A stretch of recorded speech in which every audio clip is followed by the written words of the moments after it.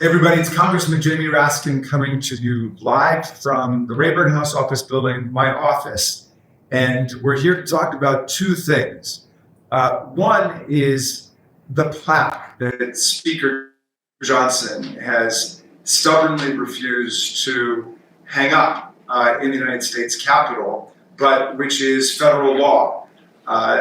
The President of the United States signed into law on March 15th, 2022, the resolution adopted by the House of Representatives and by the United States Senate to honor the police officers who bravely and valiantly defended the Capitol, defended the members of the House, defended the senators, and defended the Vice President of the United States and all of our staffs against a violent insurrection. And more than 140 police officers were wounded, injured, hospitalized, disfigured, many of them disabled because of that attack. And so it seems like the minimum token of appreciation we could have done is we voted to place a plaque in the Capitol on the West Front to honor those officers who defended our democracy with their bodies and their lives. Now, it was supposed to have been placed no more than a year later, and Speaker Johnson has refused to put it up. It was supposed to have gone up on March 15th, 2023. So now it's more than 2 years overdue. The plaque is actually ready. It looks like the plaque behind you there. It reads, "On behalf of the grateful Congress, this plaque honors the extraordinary individuals who bravely protected and defended this symbol of democracy on January 6th, 2021. Their heroism will never be forgotten, and yet their heroism has already been forgotten and submerged and suppressed by Speaker Johnson and Donald Trump and the others who refuse to put the plaque up and are doing everything they can to rewrite the history of what actually happened on January 6th. So I'm announcing that I placed outside of my office today a replica of that plaque, a poster that we were able to print out, and it is outside of my office, and it looks just like that. And I've sent a letter with Congressman Morelli, who is the chairman, or who is the ranking member, rather, of the House Administration Committee, and Jim McGovern. Congressman McGovern is the ranking member on the House Rules Committee. We've sent a letter to all of those members who voted to put the plaque up. It was a vote of 260 to 171. It was a bipartisan vote. All of the Democrats voted for it. There were dozens of Republicans who joined us in voting for it. Unfortunately, 171 didn't want it. But in any event, it is the law. And so I've sent a letter along with my colleagues, and the Minority Leader Hakeem Jeffries is with us on this, asking all members to put this up outside of their offices until Speaker Johnson actually complies with the law and honors the sacrifice of the officers who defended us on that bloody, gruesome day. Now, at the same time, there are two of these heroic officers who've brought a lawsuit. It's like harmonic convergence here. I learned that they brought a lawsuit, I think, this morning. And these people should not be unfamiliar to anybody out there. This is Officer Harry Dunn, who lives in Maryland, who was on duty that entire day and defended us with great honor and great valor, despite all of the violence that was taking place and all of the racist verbal abuse that he had to endure, as he's recorded in writings and speeches. He's told the whole story. The other person who's with us is Officer Daniel Hodges. And while Officer Dunn is a Capitol Police officer, Officer Hodges is with the Metropolitan Police Department in Washington, D.C. And he first became globally famous, I suppose, when he got stuck in the door and suffered the beatings of the insurrectionists and the rioters. And was basically tortured in front of the entire world for, it seemed like an eternity. I don't know how long exactly it went on for, but it was long enough. And the story, as I told it, as I've been told, despite the fact that Officer Hodges is a very modest man in terms of his own physical heroism, he was finally dislodged from being crushed in that door and beaten and sprayed with bear mace and other unknown chemicals. They took him back, they sat him down, they threw water in his face, as the story's been told to me. They washed your eyes out, Officer Hodges, and 10 or 15 minutes later, you got back up and you went back out and rejoined the fight. You rejoined Officer Dunn to defend the Capitol. So we're talking about two true American heroes right here. And I invited them to come and to talk to us about the lawsuit that they filed today. So thank you again for your service, and thank you for your friendship through this extraordinary and continuingly difficult period that we're in. So maybe start with you, Officer Dunn. You want to say something about the lawsuit and what's going on? Well, first of all, thank you, Congressman, for your dedication to getting the plaque up and bringing accountability for what happened on January 6th. Listen, we haven't asked for much. We've asked for accountability, and we've asked for the plaque to be put up. We wanted the people responsible to be held accountable, and we wanted an acknowledgement of the officers. Two seemingly simple asks, but have eluded us for over 4+ years. With the plaque being over 2 years. We tried political pressure. We tried asking nicely. Has anybody ever said pretty please in Congress to get something done? It didn't work. So now we're working with the courts to compel Congress to follow their own law. Listen, put the plaque up or change the law. Only two options that could come out of this. And it's unfortunate that we had to file a lawsuit to compel Congress to follow their own law.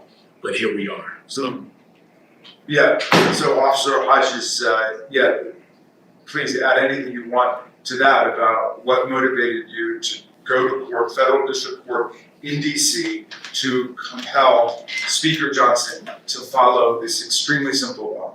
Yeah, I think Harry really took care of it, but it's not complicated, right? It's quite simple. The Congress passed a law. They're the ones in charge of writing. I think they should at least follow the laws of that night. And the cause is just, it's righteous. I'm glad I was there. I saw the incredible sacrifices my colleagues made to preserve democracy. I'm sure that the transfer of power was successfully completed. And leave her to the Republic. But whatever powers that be are preventing this plaque from being installed, and our colleagues from being honored. And I just want you, my part, to see if you can't make that happen. So Donald Trump's Justice Department and Attorney General Bondi arranged for a $5 million payment to go to the family of Ashley Babbitt, who lost her life when the rioters and insurrectionists entered the Capitol, made their way up to the Speaker's lobby, and were intending to get into the House chamber where the members were. There were both Capitol Police investigations and Department of Justice investigations, which said the police officer did nothing wrong in shooting to stop the entrance into the House chamber. Nonetheless, the Trump Justice Department decided to arrange for a $5 million payment to Ashley Babbitt's family. There is a guy who has been nominated to become the new director of the Office of Special Counsel, whose name is Paul Ingracia.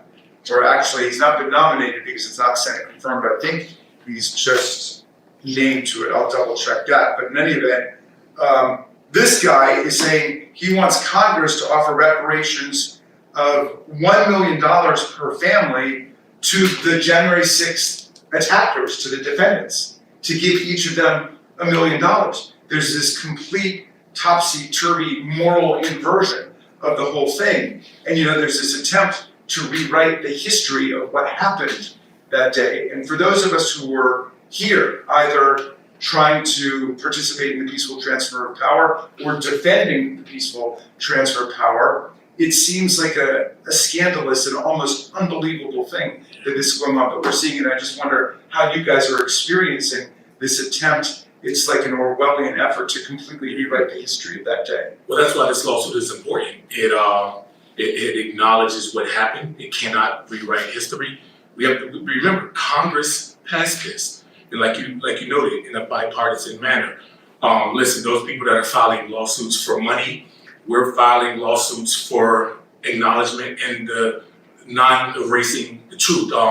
There's a great philosopher named Kendrick Lamar. He said, they're not like us. So we're a little different here in the way we operate. So, I mean, what do you think, Daniel? How do you experience it? Like when you see all of these efforts to completely redefine this violent attack on a presidential election, which Joe Biden won by more than 7 million votes, 306 to 232 in the Electoral College, and they continue to propound the lie that Joe Biden lost the election and Donald Trump won the election. And so then they have to rewrite the history of January 6th and say the people who came and tried to beat the daylights out of our officers with baseball bats and hockey sticks and steel pipes were there on a mission of love and were there to hug and kiss and to greet the cops. I mean, tell us what your perception is of what's going on. Yeah, it's absolutely insane to me that these people can expect the government to pay them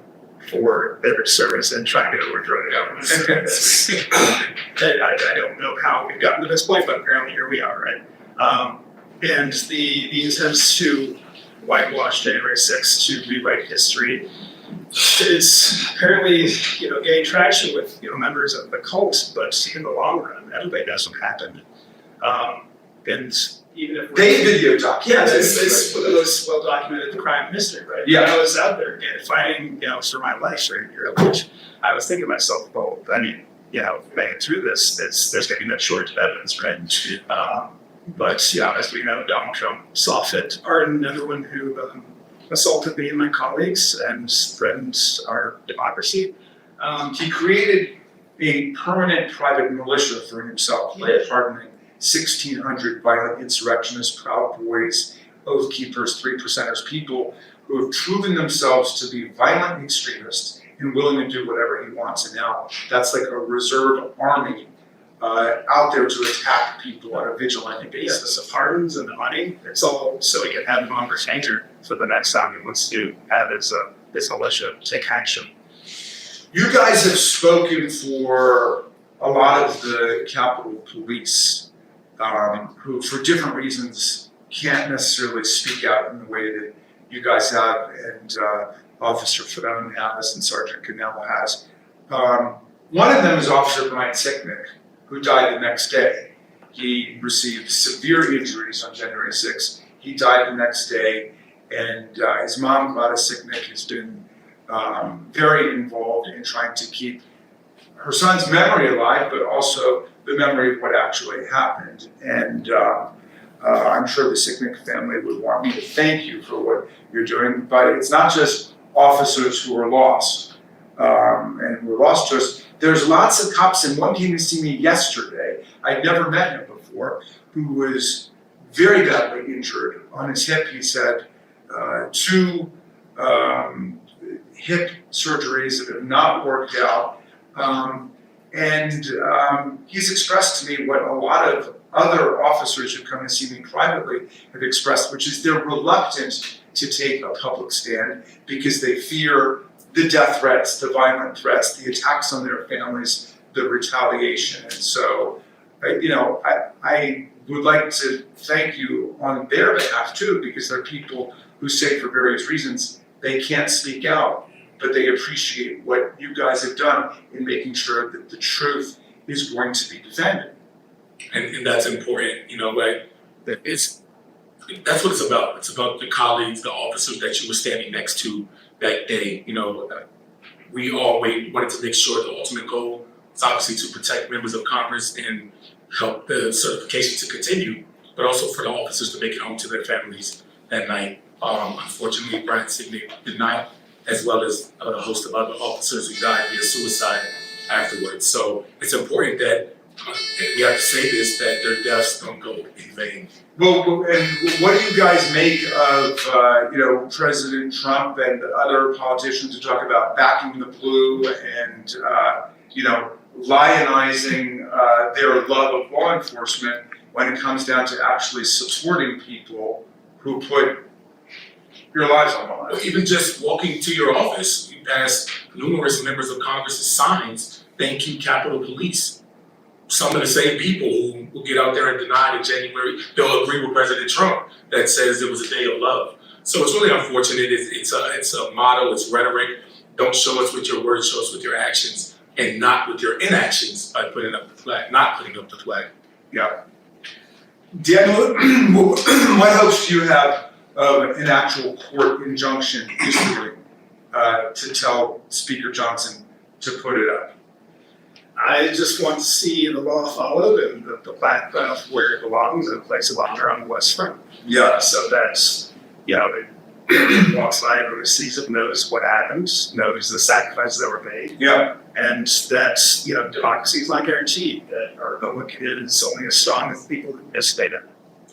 I noticed that the 5 leading members of the Proud Boys, Enrique Tarrio, Ethan Nordine, Zachary Rill, Joe Biggs, and Dominic Pizzola, all of whom were involved in different ways with the insurrectionary attack. They filed a $100 million lawsuit against the FBI and the DOJ. Again, the perpetrators playing the victims, but they seem to have an inside track with Trump DOJ. I'm afraid that they've got some kind of understanding with the Department of Justice that they'll settle their lawsuit, which is obviously completely frivolous. They tried to participate in a violent attack against the government, a violent overthrow against the government. Now they're suing the government, and Donald Trump, who's back on the inside, might give them millions of dollars the way he gave $5 million on a totally baseless lawsuit to the family of Ashley Babbitt. And her death is obviously a tragedy, but it's a tragedy that was caused by the incitement of Donald Trump and the violence that was unleashed against the Capitol. And you can't put that on the police officers who defended us against the mob violence on that day. Look, the line in here that gets me in this plaque that was designed and that is ready to go, but they just won't put it up, is their heroism will never be forgotten. Some people want your heroism not to be remembered in any way. They want to start forgetting it right now. We're not going to let that happen. Those of us who were there understand it. We've got video footage, as you say, of everything that happened that day. There have been several excellent documentary movies made about what happened. My colleagues, sometimes they will try to blame it on Antifa. They'll try to blame it on the FBI. The January 6th Select Committee that was impaneled by the United States House of Representatives talked to more than 1,000 witnesses, looked at millions of pages of documentation, and told the story. And nobody has laid a glove on a single fact that was reported by the January 6th committee in that report. So the history is there. And these people are living in a fantasy land, telling fairy tales about what happened. And I'm just sorry. I feel sorry for you guys that you've got to live to see millions of dollars going to the perpetrators of the attack. You've got to listen to the President of the United States completely twist and invert what actually happened. And now we've got the Speaker of the House of Representatives, who I always considered a decent man and not a bad guy, Mike Johnson, refusing to engage in the simple act of asking the people from the architect's office to go over and hang this plaque up. So I applaud you for going to court to see some real justice. You're not there with a frivolous claim asking for millions of dollars for having violently attacked the government. All you guys are asking for is that the law be followed and that this plaque be put up. And in the meantime, I'm asking my colleagues, I'm asking all the Democrats who voted for it, I'm asking all the Republicans who voted for it, there were dozens who did. I'm even asking the Republicans who didn't vote for it, but who believe in the rule of law, to put a poster replica of the plaque up outside your office until Speaker Johnson agrees to do the right thing, follow the law of the United States, follow the federal statute, and put up this simple plaque honoring the service, the sacrifice, the courage, the valor, and the continuing patriotism of the officers who defended us on January 6th. With that, I want to thank everybody for tuning in to this live stream. Thank you, Officer Hodges. Thank you, Officer Dunn, and hang tough, gentlemen. Thank you, appreciate you. As Dr. said.